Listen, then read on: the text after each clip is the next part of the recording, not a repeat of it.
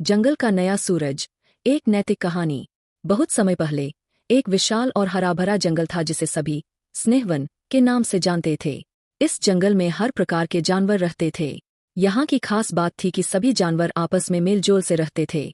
लेकिन जैसे जैसे समय बीतता गया, जंगल में स्वार्थ, आलस्य और लालच ने जगह बनानी शुरू कर दी। एक दिन एक ऐसी घटना घटी जिसने सभी को बदलने का मौका दिया।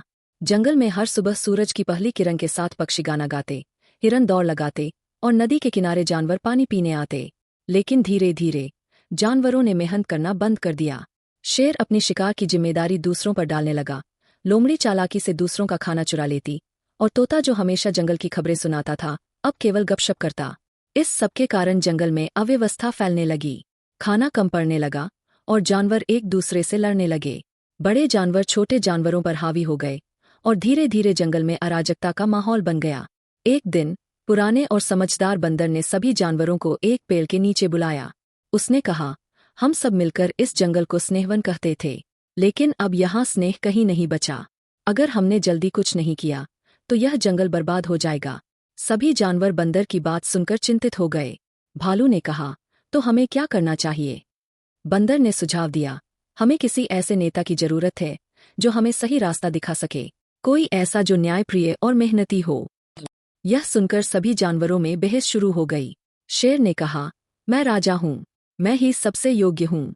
लोमड़ी ने विरोध किया, तुम्हें केवल अपनी ताकत पर गर्व है, लेकिन नेतृत्व के लिए दिमाग की भी जरूरत होती है। मैं सबसे योग्य हूँ।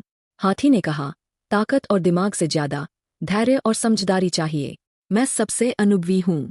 बहस बढ़ती गई और समाधान कहीं नजर नहीं आ रहा था। अंत में तोते ने सुझाव दिया, हम एक परीक्षा आयोजित करें, जो भी इस परीक्षा को पास करेगा वह हमारा नया नेता होगा। परीक्षा 3 हिस्सों में थी। एक साहस की परीक्षा, जंगल के गहरे हिस्से में जाकर एक दुर्लभ फूल लाना। 2 बुद्धिमानी की परीक्षा, जंगल में खोए हुए खरगोश के परिवार को ढूंढना।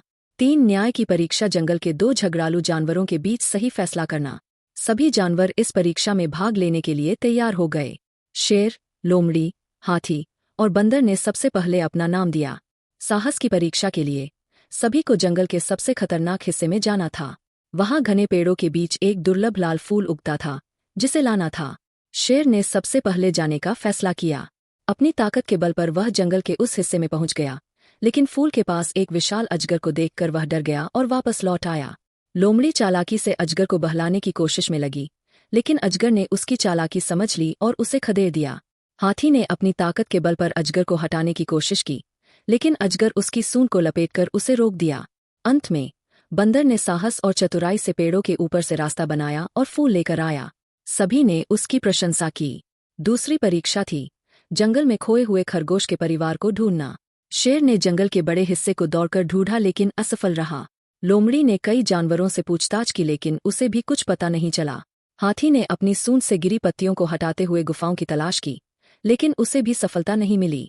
बंदर ने ध्यान से सोचा और कहा, खरगोश आमतौर पर नरम जमीन पर बिल बनाते हैं, हमें ऐसी जगह ढूंढनी होगी जहां मिट्टी मुलायम हो। उसने ध्यान से खोजा और खरगोश के परिवार को सुरक्षित ढूंढ निकाला। तीसरी और अंतिम परीक्षा थी न्याय की। एक कौआ और एक कबूतर के बीच विवाद हुआ था। कौआ कहता था कि वह पेड़ की ऊंची डाल पर घोंसला बनाएगा, जबकि कबूतर कहता था कि वह उस डाल पर पहले से रहता है।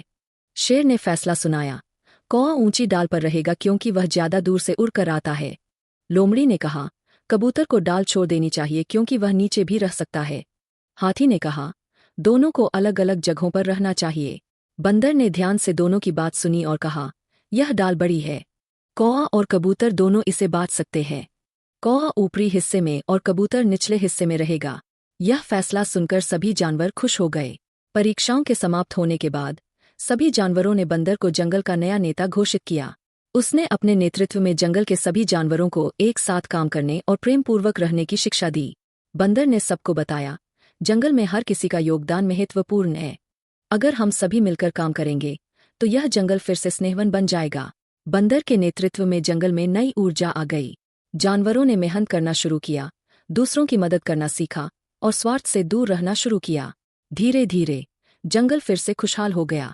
यह कहानी हमें सिखाती है कि सच्चा नेता वही होता है जो साहस, बुद्धिमानी और न्याय के साथ काम करे। इसके साथ ही जब हम मिलजुल कर काम करते हैं तो बड़ी से बड़ी समस्या का समाधान संभव है। इस कहानी का संदेश स्पष्ट है। नेतृत्व के लिए केवल ताकत या चतुराई नहीं, बल्कि दया, समझदारी और सभी को साथ लेकर चलने की क्षमता चाहिए। यही जंगल का नया सूरज है, जो स्नेह, सहयोग और प्रेम की किरणें बिखेरता है।